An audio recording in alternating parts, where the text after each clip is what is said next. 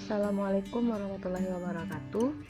Baiklah Ananda, pada kesempatan kali ini Ibu akan mencoba membahas soal tugas 6 nomor 3 ya, karena ini Ibu lihat masih banyak yang salah. Oke, di sini kita punya fungsi fx sama dengan sin kuadrat 2x ya. Kita akan melihat pada interval mana fungsi naik dan interval mana fungsi turun ya. Nah, tanpa menggambarkan grafiknya seperti itu ya, pada selang 0 sampai pi. Berarti untuk menentukan itu kita harus tahu dulu turunan pertamanya ya, f aksen. Jadi kita cari dulu f aksen x.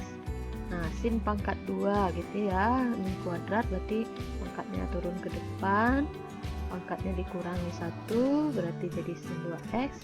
Kita kali dengan turunan dari sin 2x yaitu cos 2x dikali dengan turunan dari 2x yaitu 2 ya. Nah, 2 dikali 2 ini 4 berarti 4 sin 2x cos 2x ya. Ini bisa kita sederhanakan karena ada bentuk sin kali cos seperti ini. Kita ingat itu ada rumus sudut rangkap ya, sin 2x sama dengan 2 sin x cos x. Nah, ini ada kan sin x cos x. Kalau di sini 2x berarti menjadi 4x ya. Berarti 2 dikali 2 sin 2x cos 2x seperti itu ya.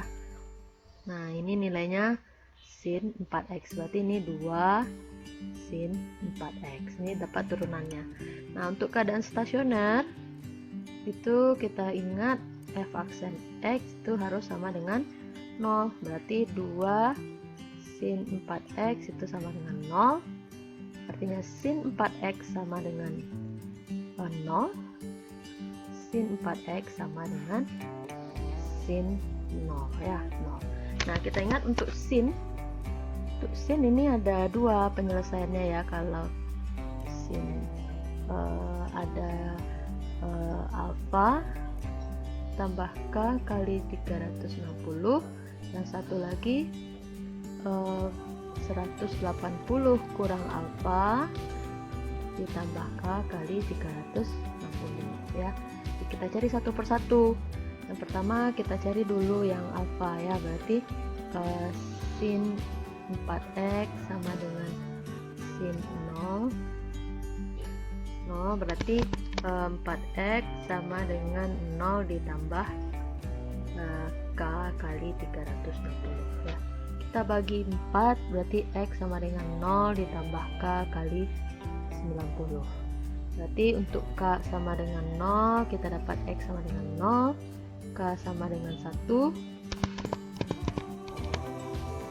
kita dapat 90 ditambah 0 berarti 90. Lalu kita lihat lagi masih bisa. Kalau tadi batasnya adalah sampai pi ya, berarti ini kalau di pi 180 berarti kalau 2 masih bisa ya, 0 tambah 180 berarti di sini 180. Nah, untuk yang kedua kita pakai 180 kurang alfa, berarti sin 4x sama dengan sin 0.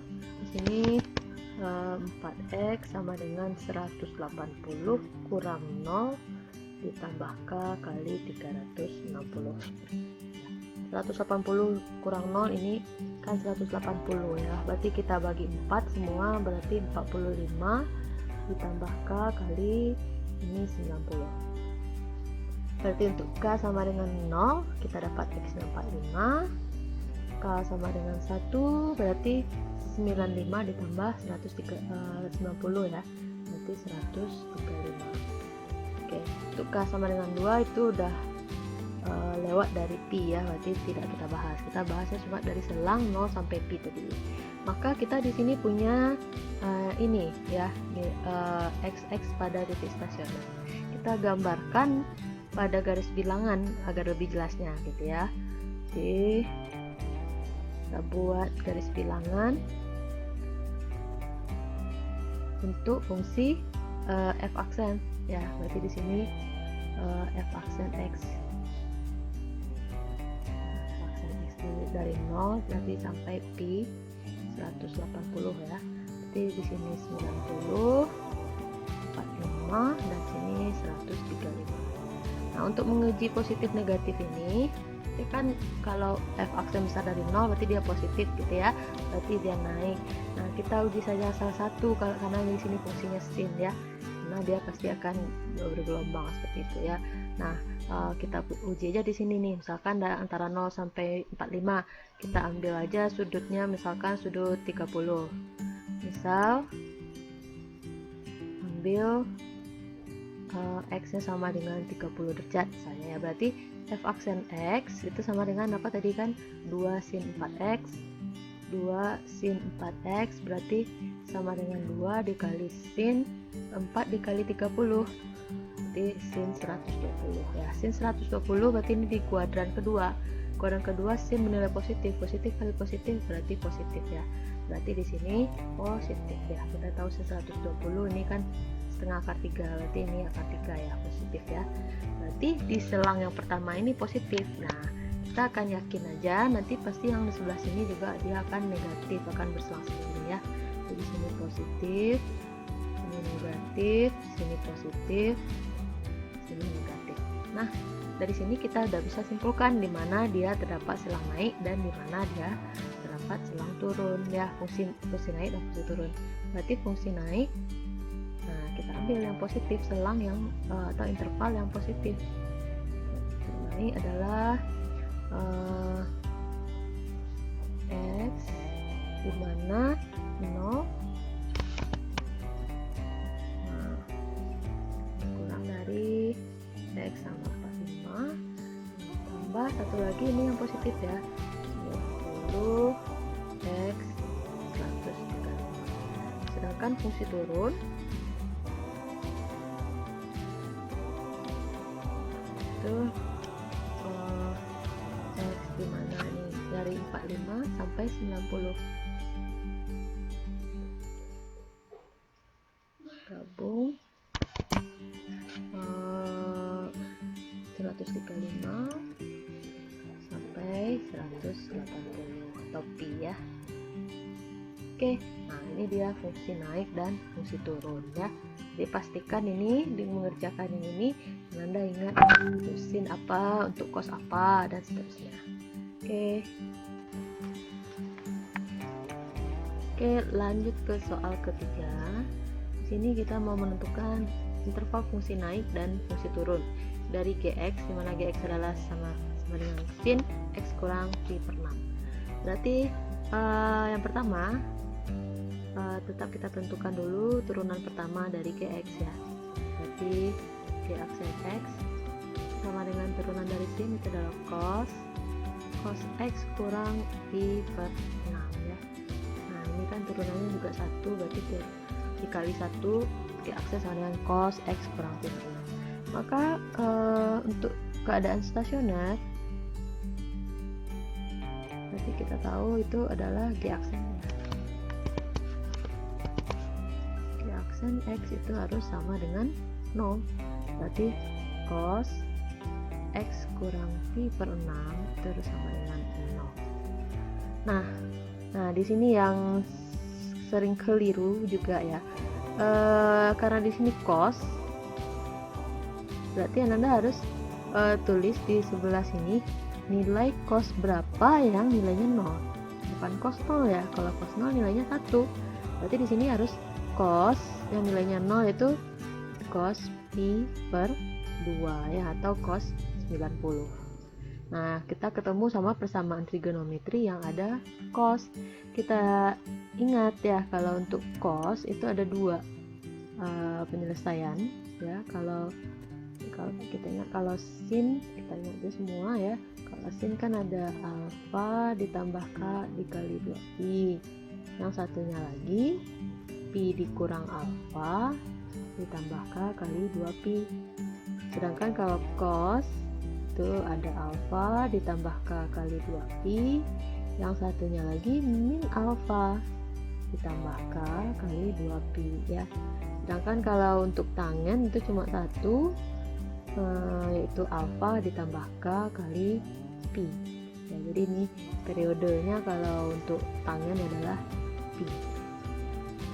Maka karena di sini cos, berarti kita pakai yang ini alfa dan min alfa ya. Berarti untuk yang pertama kita dapat X dikurang Pi per 6 sama dengan alfa berarti Pi per 2 ya,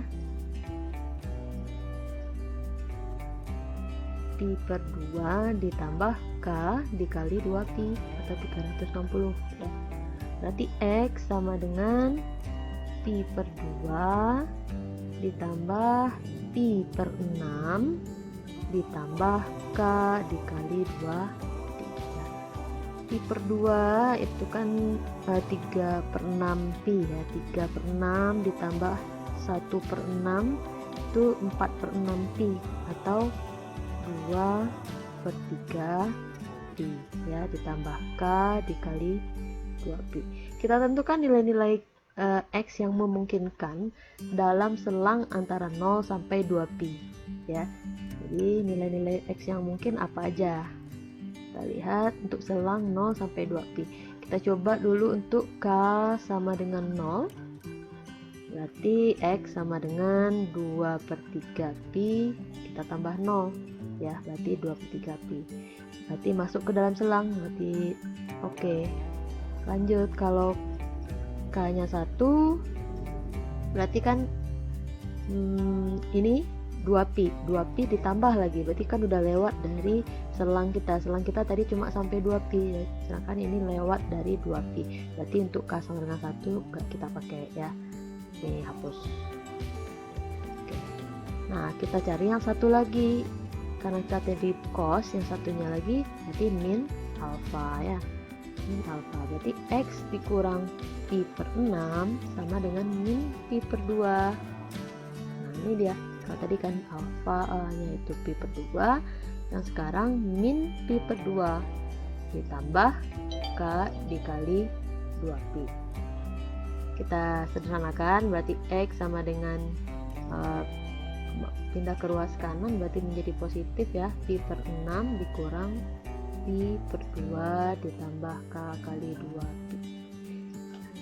Nah ini kan Pi per 2 3 per 6Pi ya, berarti kan menjadi dia negatif ya, 1 dikurang 3 min 2 ya, berarti min 2 per 6, min 2 per 6Pi ya, atau min Pi per 3 ya, min Pi per 3 ditambah K dikali 2Pi.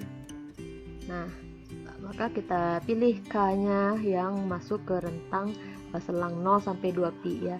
Kalau kita masukkan K nya 0 berarti kan sudutnya X nya negatif, sementara kita tadi selangnya dari 0, berarti untuk K 0 itu nggak masuk, berarti kita coba dari K sama dengan 1. Kalau K nya sama dengan 1 berarti X sama dengan min Pi per 3 ditambah 2Pi. 2Pi kali 1 2Pi ya, 2Pi ini kan 6 per 3 ya, berarti min 1 ditambah 6 berarti 5, berarti 5 per 3 Pi. Nah kalau kita masukkan K nya sama dengan 2, maka ini kan melebihi dari 2Pi nanti ya, jadi tidak masuk ke selang. Jadi kita cukup sampai K nya sama dengan 1, karena soalnya tadi dibatasi untuk 0 sampai 2Pi. Nah selanjutnya kita buatkan garis bilangan ya, garis bilangan di sini.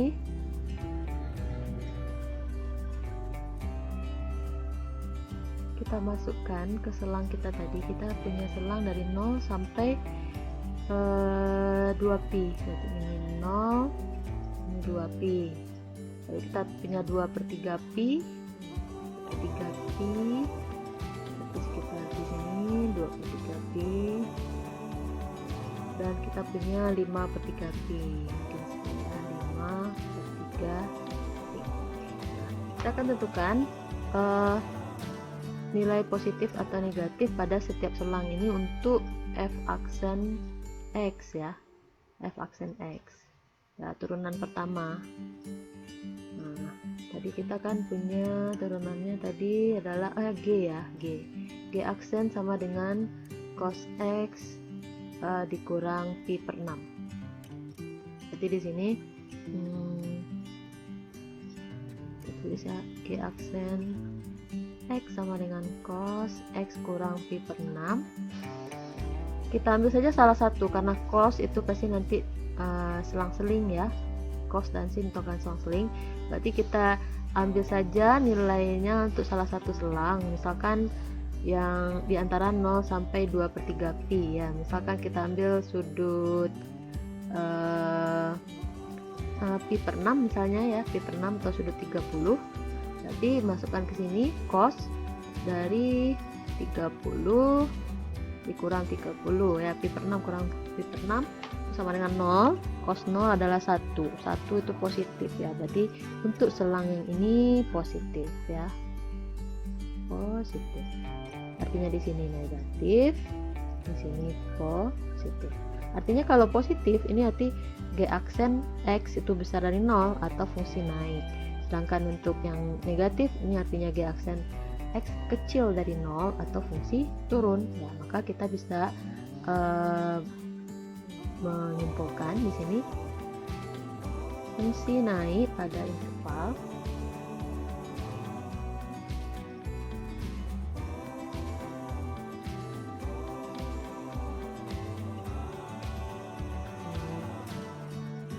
X besar dari 0 namun kurang dari 2/3 pi ya, atau X besar dari 5/3 pi namun kurang dari 2 pi ya. Nah, untuk penulisan ini ada bermacam-macam ya, boleh juga Anda pakai tanda kurung ya. Nah, kalau untuk yang tidak pakai sama dengan ininya berarti kurung biasa ya, berarti 0 2/3 pi seperti itu digabung dengan 5/3 pi, 2 pi. Nah, ini dia, ini untuk fungsi naik ya. Nah, untuk fungsi turun tentu yang nilainya negatif ya, terkurang dari 0. Jadi kita tulis fungsi turun pada interval